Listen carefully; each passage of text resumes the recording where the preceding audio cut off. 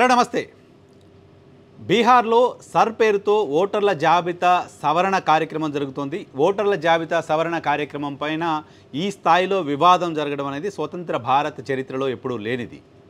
స్వతంత్ర భారతదేశ చరిత్రలో ఎప్పుడూ ఎదుర్కోనన్ని విమర్శల్ని ఎలక్షన్ కమిషన్ ఎదుర్కొంటోంది మొట్టమొదటిసారి బీహార్ ఎన్నికల సందర్భంగా. ఈ దేశంలో ఎన్నికల నిర్వహణపైన అభ్యంతరాలు, అనుమానాలు చాలా సందర్భాల్లో చాలా పార్టీలు వ్యక్తం చేసినప్పటికీ మొత్తం ఎలక్షన్ కమిషన్ పనితీరుపైన, ఎలక్షన్ కమిషన్ వ్యవహరిస్తున్న తీరుపైన ఆధారాలతో సహా ఓ రాజకీయ పార్టీ పోరాటం చేయడం అనేది బీహార్ ఎన్నికల సందర్భంగా చూస్తున్నాం. బీహార్లో ఎలక్షన్ కమిషన్ వ్యవహార శైలిపైన, ఎలక్షన్ కమిషన్ వ్యవహరిస్తున్న తీరుపైన, అక్కడ ఓటర్ల జాబితా సవరణపైన, అక్కడ ప్రతిపక్షంగా ఉన్న, దేశంలో ప్రతిపక్షంగా ఉన్న కాంగ్రెస్ పార్టీ మాత్రమే కాదు, అనేక రాజకీయ పార్టీలు, అనేక స్వచ్ఛంద సంస్థలు, అనేక మంది బుద్ధిజీవులు పోరాటం చేస్తూ వస్తున్నారు. అరే ఇదేంటి, ఇంత దారుణంగా ఎందుకు బిహేవ్ చేస్తుంది ఎలక్షన్ కమిషన్ అని ఆశ్చర్యపోతూ వస్తున్నారు.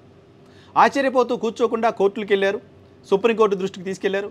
సుప్రీంకోర్టు దృష్టికి తీసుకెళ్లి సుప్రీంకోర్టు ద్వారా ఎలక్షన్ కమిషన్ చేస్తున్న తప్పిదాలలో కొన్నింటిని సరిదిద్దారు కూడా. అయినప్పటికీ ఎలక్షన్ కమిషన్ ఇంకా రహస్యంగానే బిహేవ్ చేస్తోంది చాలా అంశాలను బయటపెట్టడానికి. బీహార్లో తొలగించిన ఓటర్ల జాబితాను బయటపెట్టండి అనే అంశానికి సంబంధించి సుప్రీంకోర్టు ఆదేశాల తర్వాత కూడా ఇప్పటివరకు క్లియర్గా వాటిని బయటపెట్టే పరిస్థితులు ఎలక్షన్ కమిషన్ లేదు అంటే ఎలక్షన్ కమిషన్ ఎవరి కోసమో ఇంటెన్షనల్గా పనిచేస్తుందో అలాంటి ఒక ఒపీనియన్ బిల్డ్ అవుతోంది. బీహార్ సమీప దేశమైన బీహార్ భారతదేశంలోని రాష్ట్రం. ఆ రాష్ట్రంతో ఎక్కువ సరిహద్దున్న ప్రాంతం నేపాల్. నేపాల్లో జంజీ పేరుతో జరిగిన తిరుగుబాటుని చూసాం. అక్కడ సోషల్ మీడియా పైన బ్యాన్ విధించడంతో దేశంలో యువత జంజీ పేరుతో చాలా పెద్ద ఎత్తున ఆందోళన చేసి ఆ దేశంలో ప్రభుత్వాన్ని పడగొట్టారు. ఆ దేశంలో ప్రభుత్వాన్ని అక్కడ యువత పడగొట్టడానికి కారణం కేవలం సోషల్ మీడియా పైన బ్యాన్ పెట్టారు. ఒకరోజు 2 రోజుల్లో బ్యాన్ పెట్టారు కాబట్టి ఇమీడియట్గా వచ్చి ప్రభుత్వాన్ని పడగొట్టలా. దానికంటే ముందు ఆ దేశంలో నెపోటిజం పైన, పొలిటికల్ నెపోటిజం పైన దేశ యువతలో విపరీతంగా వ్యతిరేకత వస్తుంది. ఆ దేశాన్ని లీడ్ చేస్తున్న రాజకీయ పార్టీలు, నాయకులు, వాళ్ళ కుటుంబ సభ్యులు, వాళ్ళ అక్రమ సంపాదన, వాళ్ళ అవినీతి, వాళ్ళ జల్సాలు ఇవన్నీ చూసి దేశ యువత రగిలిపోయింది.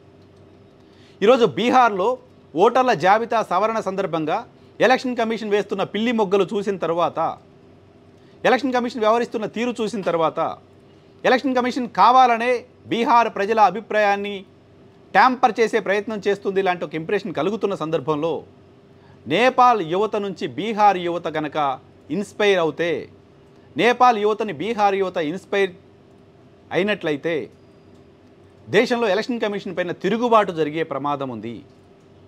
దేశంలో ఎలక్షన్ కమిషన్ పైన తిరుగుబాటు జరగడం అంటే దేశం పైన తిరుగుబాటు జరిగినట్లుగానే చూడాల్సిన అవసరం ఉంది. నేపాల్లో రాజకీయ పార్టీల నేతలు, వాళ్ళ కుటుంబ సభ్యులు అక్కడ అవినీతి విషయంలో ఏ రకంగా బిహేవ్ చేశారో భారతదేశంలో ఎలక్షన్ కమిషన్ అంతకు 10 రెట్టింపు బిహేవ్ చేస్తోంది. అనేక అనుమానాలని అడ్రస్ చేయకుండా పక్కన పెడుతోంది. అనేక అనుమానాలకు సమాధానం చెప్పకుండా దాచేస్తోంది. అనేక అనుమానాలు రాజకీయ పార్టీల అనుమానాలు కాదు, కోర్టుల అనుమానాలను కూడా నివృత్తి చేయలేకపోతోంది. దేశంలో ఇప్పటివరకు జరగని చాలా పనులని బీహార్ ఎన్నికల సందర్భంగా చేస్తోంది. లక్షల మందిని దేశంలో ఓటు వేయకుండా చేస్తోంది. లక్షల మంది ఓట్ల తొలగింపు కారణాలేంటో చెప్పకుండా పక్కన పెడుతోంది. కేవలం ఏం జరగలేదు అంతా బాగుందని ఒక స్టేట్మెంట్కి మాత్రమే పరిమితం అవుతోంది. అలా పరిమితం అవుతోంది కాబట్టే బీహార్ లాంటి రాష్ట్రంలో రాహుల్ గాంధీ చేసిన యాత్రకు అనూహ్యమైన స్పందన వచ్చింది. రాహుల్ యాత్రకు ఆ స్థాయిలో స్పందనని కాంగ్రెస్ పార్టీ నాయకులు కూడా ఊహించలేదు. బీహార్లో 243 అసెంబ్లీ స్థానాలుంటే గడిచిన 25 ఏళ్లలో కాంగ్రెస్ పార్టీ 40 స్థానాలకు మించి పోటీ చేసిందే లేదు.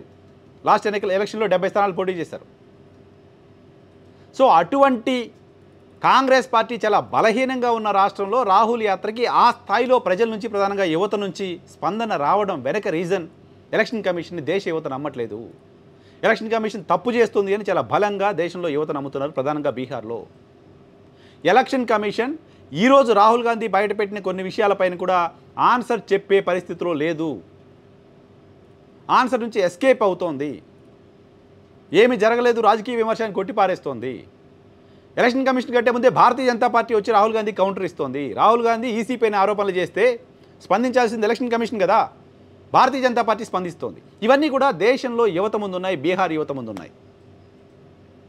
వీటికి ఎలక్షన్ కమిషన్ అడ్రస్ చేయకపోతే, ఎలక్షన్ కమిషన్ కన్విన్స్ చేయాల్సింది రాహుల్ గాంధీని కాదు. రాహుల్ గాంధీ రేజ్ చేసిన ప్రశ్నలకు ఆన్సర్ చెప్పి దేశ ప్రజల్ని కన్విన్స్ చేయాలి, బీహార్ యువతని కన్విన్స్ చేయాలి, బీహార్ ఓటర్లను కన్విన్స్ చేయాలి.